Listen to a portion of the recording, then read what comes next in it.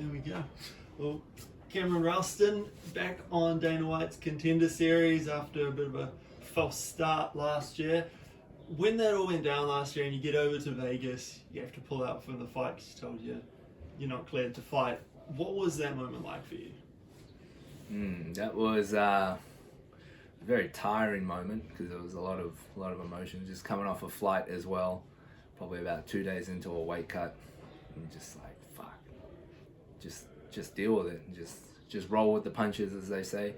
So it was more like emotionally draining than anything, and then just come back and just keep training. I didn't go into a fight and like take any bumps or bruises or anything. Body was a little bit tired from the training camp, but like I just got straight back into the gym as soon as I landed. You haven't had a fight since then. Has that been a little bit frustrating for you to have to wait so long to get back to work? Yeah, it was. It was quite frustrating. I think I had 2 fights lined up this year. I had one lined up on Shuriken. Unfortunately, got injured in training. Thanks, Blood Diamond. And then I had another kickboxing fight. Hey, Steve, come on through. You're right, Steve. Everyone, Steve is the glue of CKB, keeping it together. And then I had a kickboxing fight lined up on King in the Ring, but then I got called up to Contender Series, and it was just like it would have been kickboxing fight and then basically like 6 weeks training into Contender Series, and it was just too close to fight. Yeah, fair enough. Did you feel like you were gonna have another fight before the UFC came back to you for Contender Series? I have a friend who works closely with some of the matchmakers in the UFC, and he's always like pushing my name and a few other names there. He's got nothing to do with the gym here. He's just one of my friends from Sydney, and I just asked him, I asked him that same question, and he said they're pretty keen to get you back on, but if you need to have a fight, go and have a fight, just don't lose. So I was keen to fight 100%. I just felt like I had big blue balls from last September, but here I am now. Yeah, almost a year later from that, you get back to work. Torrez Finney, who seems like a little bit of an unusual opponent at middleweight. You know, he's quite a short guy, he's got a long reach, he's quite stocky, and he's got power, will mix in his takedowns, can hold you down. Like, what do you make of him, and where do you feel like he's at his best?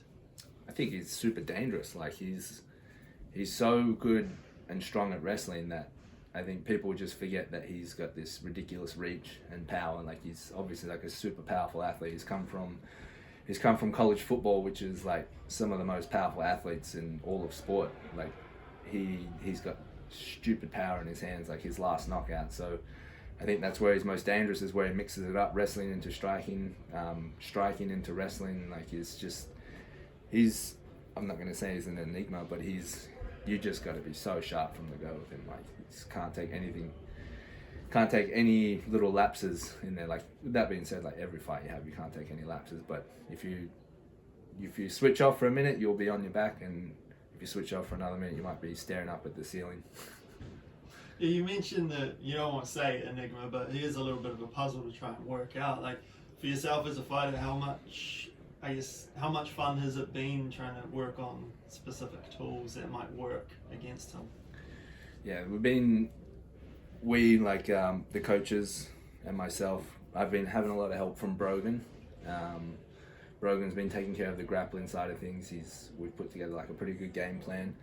Pretty tedious, like it's a bit of as they say, it's a grind, but it's good. It's good fun, like going through all that grappling stuff and sharpening up stuff I know and working on new things. And then Mike as well, like he's been taking care of my striking, giving me a few pad sessions every week for probably the last 12 weeks or something. So it's been a lot of fun, just getting like really good at specific things, and just can't wait to see how they work out.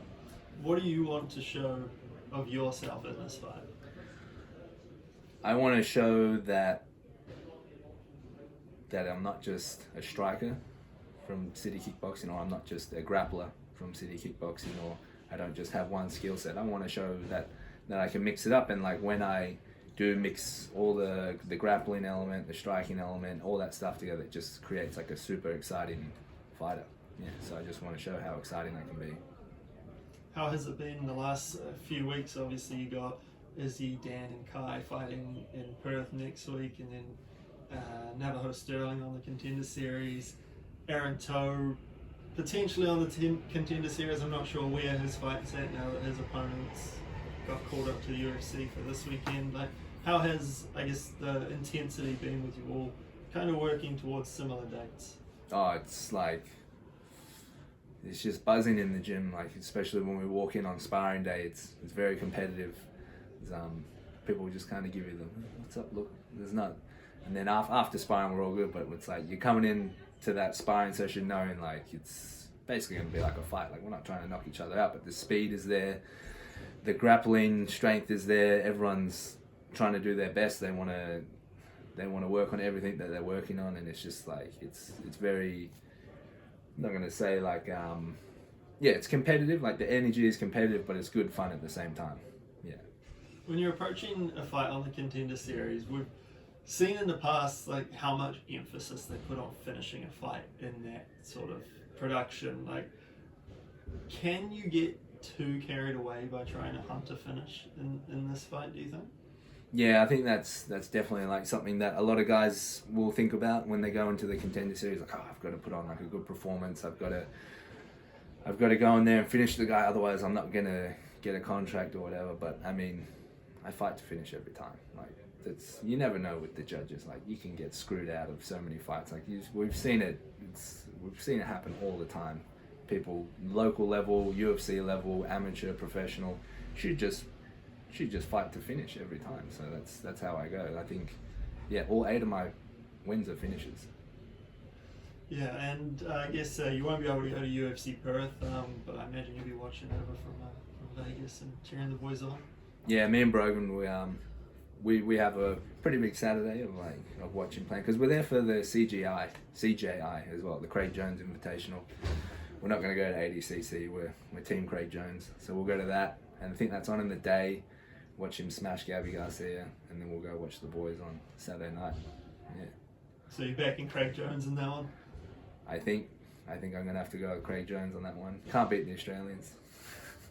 Oh, good man. And I guess just lastly, we see the merch on the head. Just tell us a little bit about the Battle Girrafe and how that nickname came about.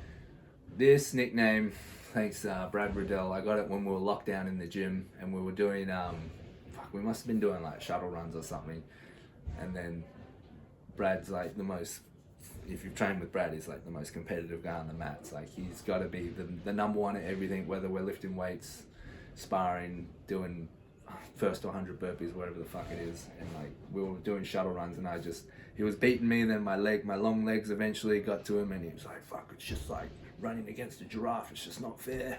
And then he started calling me the Battle Girrafe, and then I guess it stuck. Nice. Yeah, I guess just on that, yourself and Torrez, very different body types. Like, it's going to be a bit of an unusual one.